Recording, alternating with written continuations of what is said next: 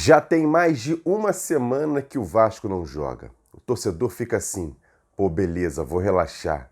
Mas a gente não vê a hora da bola rolar para ter um pouco mais de motivos para torcer pelo Clube de Regatas Vasco da Gama. E a bola vai rolar na sexta-feira, com muita situação em relação a esse amistoso contra o Atlético. E já já eu vou trazer detalhes aqui nesse Bom Dia Gigante. Mas antes, solta a vinheta.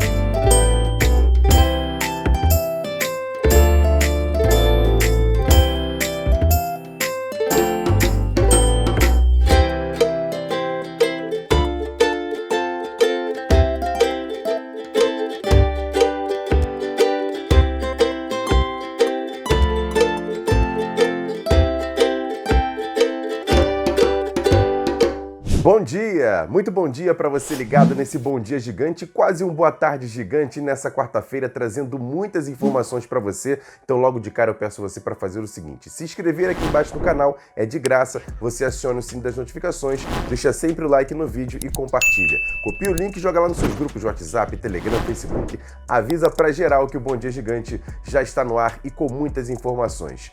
E olha, o Vasco faz mais um treinamento hoje visando o amistoso de sexta-feira contra o Atlético.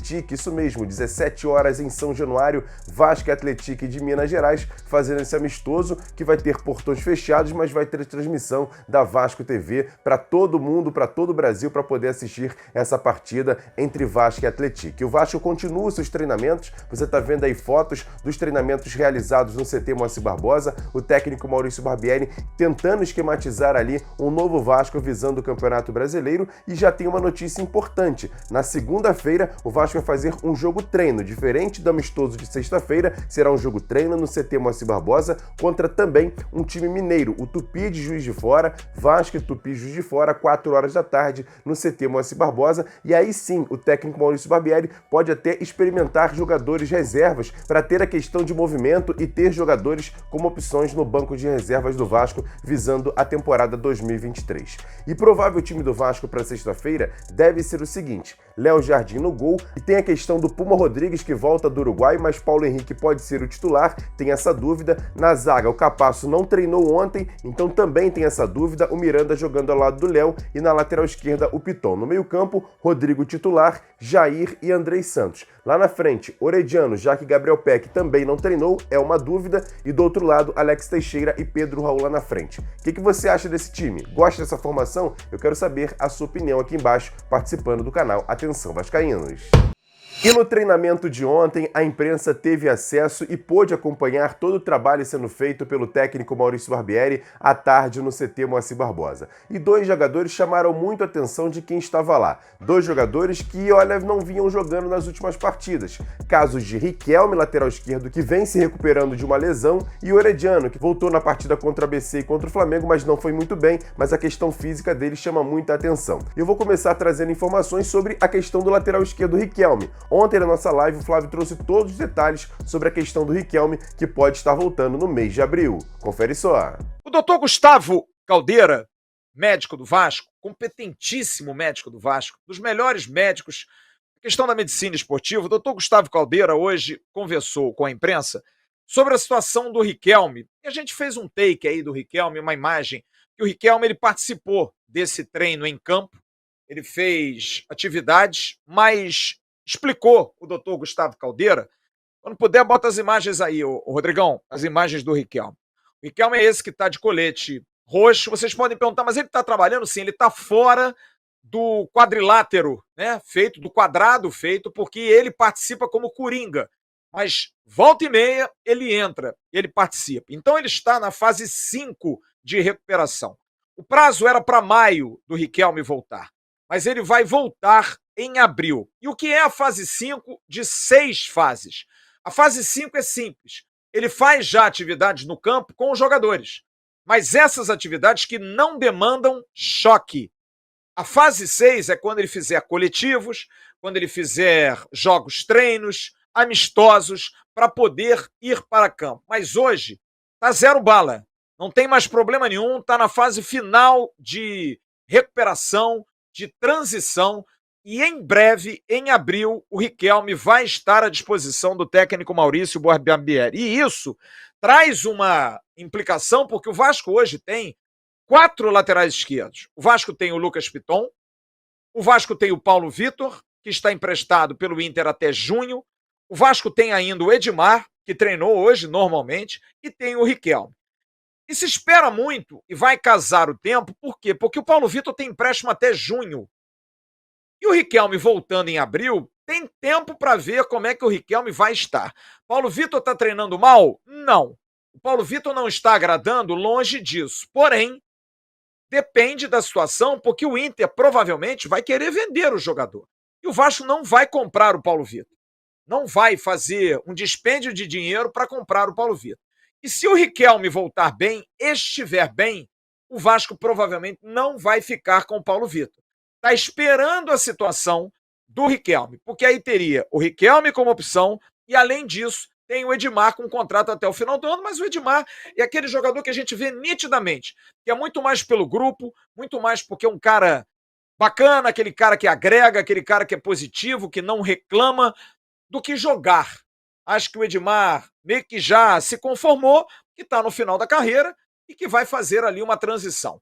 Então, o Edmar é um último, digamos assim. Mas está ali, está bem, não se machucou, está treinando. Mas hoje o Riquelme é uma opção, caso vá bem em abril e maio, treinando, estando em atividade, de tomar a posição do Paulo Vitor. Não que o Paulo Vitor não vá ficar, mas é claro que a melhoria do Riquelme faz com que o Paulo Vitor tenha abreviada a sua permanência no Vasco. Podem ficar os 3? Podem ficar os 4? Claro que podem, mas é difícil. Até porque a SAF ela tem esse pensamento muito profissional e valoriza muito a base. O jogador cria do Vasco. E no caso, o Riquelme estaria na frente. Já sobre Orejano, ele vem surpreendendo bastante a todo mundo no clube, já que tem potencial para ser um grande jogador do Vasco no Campeonato Brasileiro, mas a questão física chamava atenção. O Flávio, inclusive, conversou com um dos auxiliares do técnico Maurício Barbieri e traz detalhes nesse Bom Dia Gigante. É aqui o receio que eu tinha, e eu tô brincando, não vou ter receio, eu vou falar, de dizer se o jogador é bom ou não. O Louco Orejano, ele não é bom. O Louco Orejano é diferente. Ele é muito diferente. E tem uma preocupação grande, porque, é claro, ele é um jogador frágil. Frágil que eu digo, magro.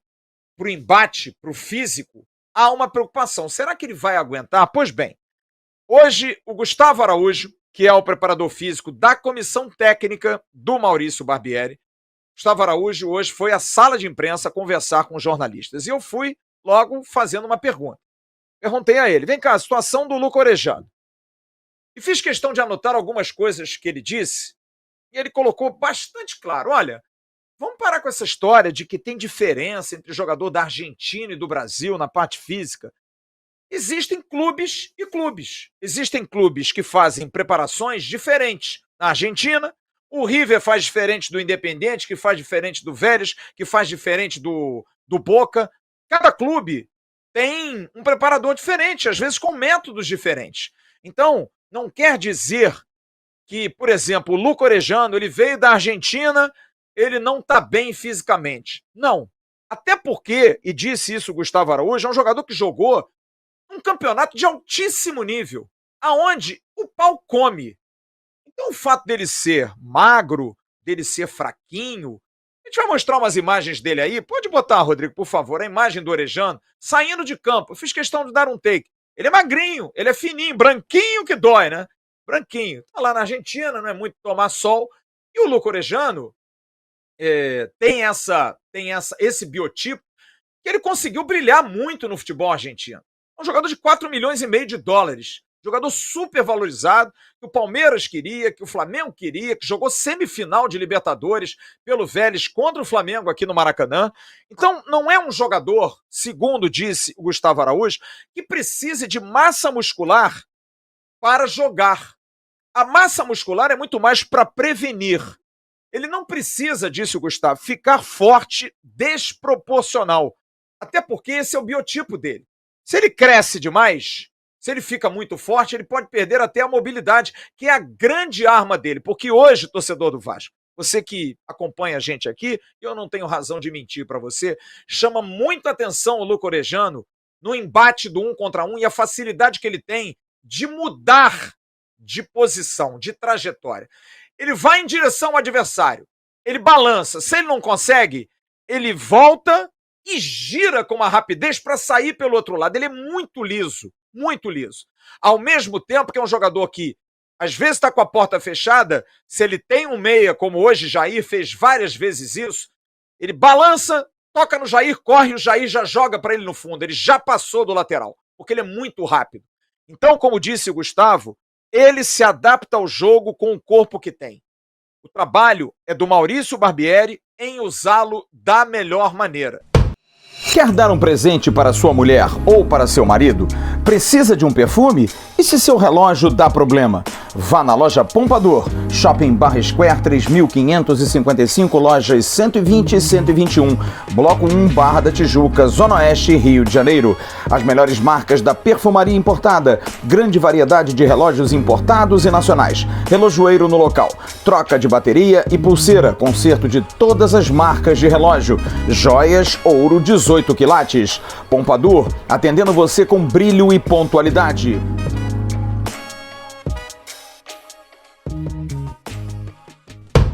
E para fechar, vamos falar sobre a informação que a gente trouxe em absoluta primeira mão ontem à noite no nosso AVNews. Você que não viu, o card está passando aqui em cima, sobre a provável contratação do Vasco. O atacante Juan Seco, da equipe do Santos, de 21 anos, pernambucano, fez a base no Santos. Então a gente vai trazer detalhes sobre esse jogador que pode vir por empréstimo até o final do ano, com passe fixado para o Vasco poder ter a possibilidade de adquirir esse jogador, caso ele for bem nessa temporada. É um centroavante, é um jogador jovem, com muito potencial, e quem traz todos os detalhes sobre o Juan Seco jogando no Santos é o repórter Rafael Oliva, que é setorista do Santos do Diário Lance. Conta pra gente, Rafael. Fala, galera do Atenção Vascaínos, aqui quem fala é Rafael Oliva, setorista do Santos, e é um prazer estar falando aqui com vocês novamente.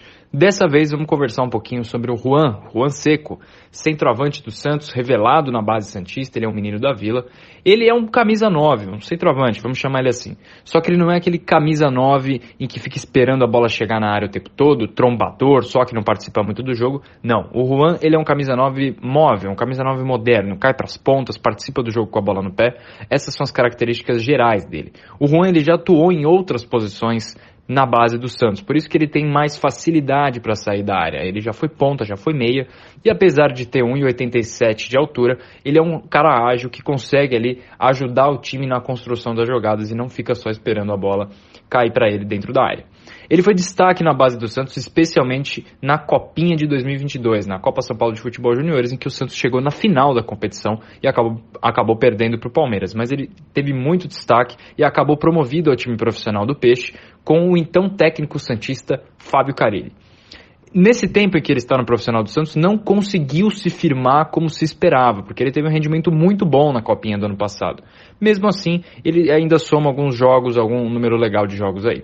Em 2023, com o técnico Odair Hellmann no comando santista, ele soma 7 partidas, 1 gol marcado e um jogo só desses 7 que ele disputou foi como titular, substituindo o Marcos Leonardo. Marcos Leonardo é o camisa 9, também outro menino da Vila, é o camisa 9 do Santos, titular absoluto, por isso que o Juan não tem tanto espaço assim. Mas ele é o substituto imediato do Marcos Leonardo, pelo menos tem sido tratado assim em 2023. O Raniel, ex-Vasco também, né, emprestado pelo Santos, estava no elenco do Peixe nesse ano e foi preterido pelo Juan quando o assunto é substituir o Marcos Leonardo.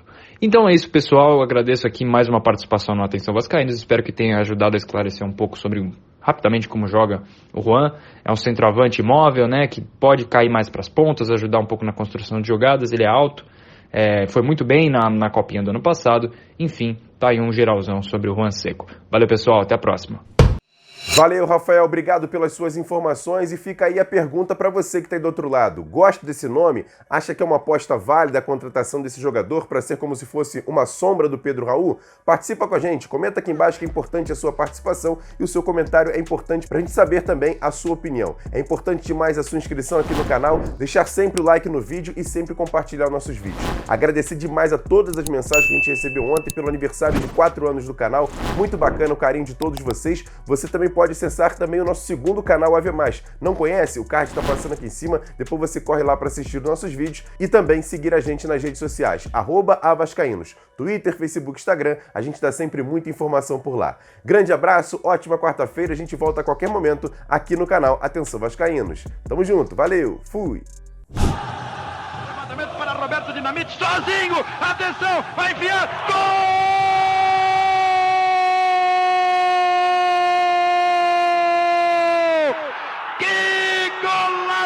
Maravilhoso do moço que mora em Caxias!